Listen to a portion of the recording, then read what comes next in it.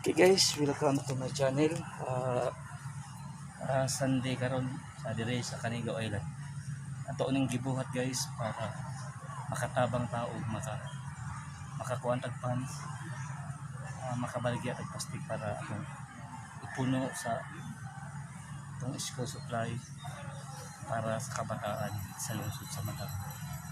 Kini itong gibuhat for a cause para makatabang ta sa lungsod sa Mata.